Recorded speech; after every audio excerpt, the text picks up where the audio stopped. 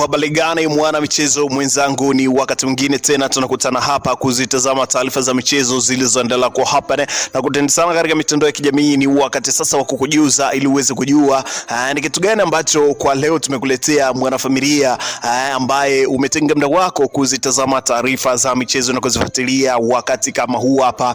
Taarifa mbashara, taarifa za kina kabisa zinazopatikana hapa kuna 255 yani nchini Tanzania, ambapo sisi tumejizatiti kukuletea taarifa za michezo za kina na za kuaminika kabisa ambazo zimehappen na ambazo zimechomoza, na sisi tukasema hatuwezi tukakaa kimya, tukuletee hili ili uweze kujua ni nini kinachoendelea kunako anga la michezo hapa Tanzania. Bana, kama tunavyojua kuwa sakata la dabi ya Kariakoo bado linaendelea kushika hatamu, bado linaendelea kuzua sura mpya siku hadi siku, na hivi sasa unaambiwa kwamba msimamo wa klabu ya Young Africans ni kutoshiriki mchezo namba 184 katika msimu huu wa 24-25. Bana, moja kati ya taarifa ambayo mashabiki na wapenzi wa klabu ya Young Africans wamekuwa wakiendelea kushikilia chuma na kushikilia bomba juu ya msimamo wao ambao wameendelea kuonyesha katika siku za hivi karibuni kuelekea kwa mchezo huo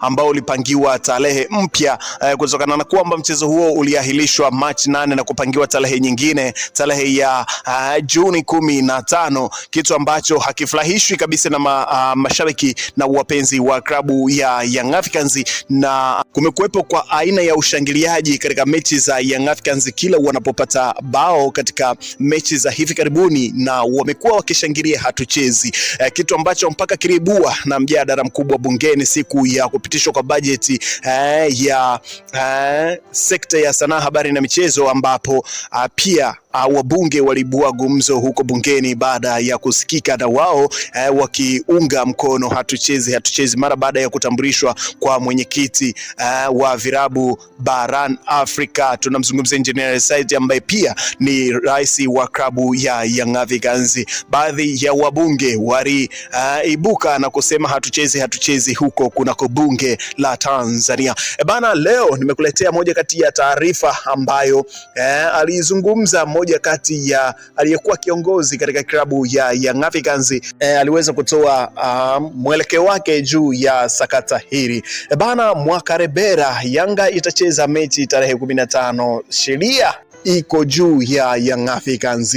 Aliyekuwa makamu mwenyekiti wa klabu ya Young Africans Frederick Mwakarebera ameibua mijadala katika mitandao ya kijamii mara baada ya kuchapisha katika ukurasa wake wa Instagram na kuibua mijadala na kauli nzito kuhusu sakata la mchezo wa marudiano kati ya Young Africans dhidi ya Simba Sports Club ambao ulipangwa kuchezwa Juni 15, 2025. Akizungumza, Mwakarebera amesema anaamini kwamba 100% kwamba Young Africans itashuka dimbani kucheza mchezo huo kwa mujibu wa ratiba iliyopangwa na shirikisho la soka Tanzania TFF. Mimi naamini Yanga itacheza mechi tarehe 15. Kwa sasa hakuna tena mjadala, kwani shauri lilikwenda hadi mahakama ya usuluhishi wa michezo kasi, na uamuzi wake ulikuwa wazi. Mamlaka na kupanga ratiba na kushughulikia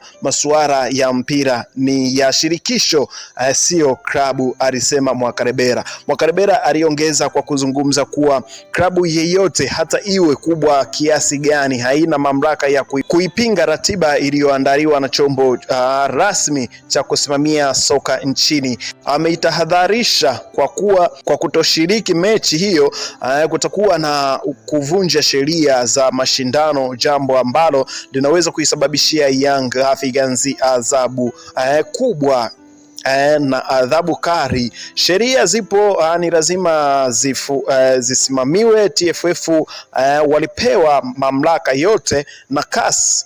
Sasa kama timu haijitokezi, sheria itafuata mkondo wake, iwe ni faini, kufungiwa au hatua nyingine. Hilo litakuwa juu ya bodi ya ligi. Kauli ya Mwakarebera imekuja wakati kukiwa na sintofahamu miongoni mwa baadhi ya mashabiki na uongozi wa Yanga kuhusu uhalali wa tarehe ya mchezo huo. Hata hivyo, uamuzi wa CAS kutupilia mbali rufaa ya klabu ya Young Africans dhidi ya TFF umewaweka pabaya kuwa mchezo huo upo halali na unatakiwa kuchezwa kama ulivyopangwa.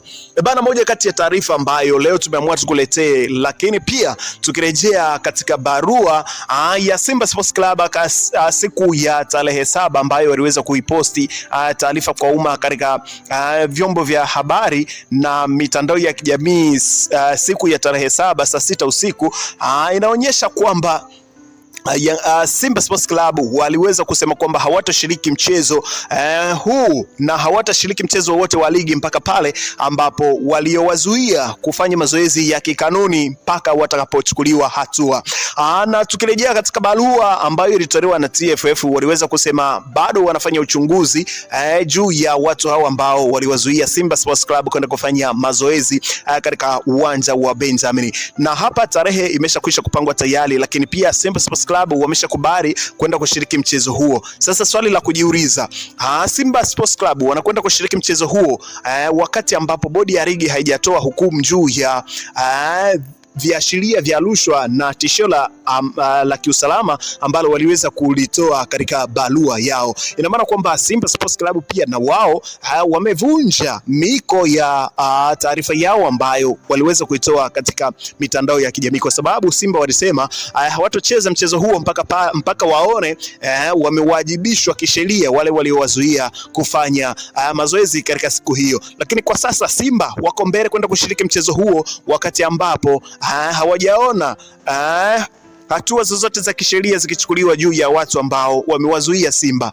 Mimi nimekuwa nikipokea comment, mimi binafsi nimekuwa nikipokea comment za watu na watu wamekuwa wakiona kwamba mimi taarifa zangu natoa kiushabiki kama chawa wa Young Africans, lakini kitu ambacho kwa jicho la mpira kabisa, hata kama wewe ni shabiki wa Simba, tukizungumzia football na tukiangalia soka letu la Tanzania wapi linakwenda na hiki kinachoendelea na kilichofanyika ni nini, yani kwamba unaona kabisa kwamba hapa kuna sintofahamu ambazo bado zinaendelea kati ya TFF, bodi ya ligi pamoja na klabu ya Simba Sports Club.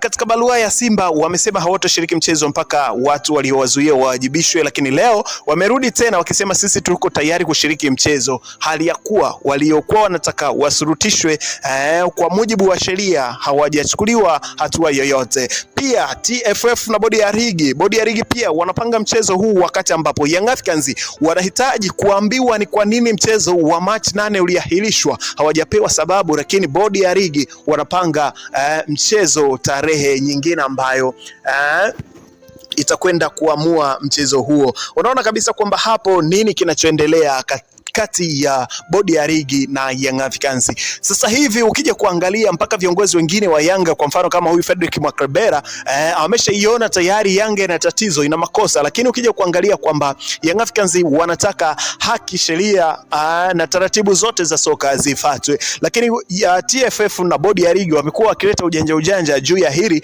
na kukwepa maswali ambayo ilitakiwa Young Africans wawajibu.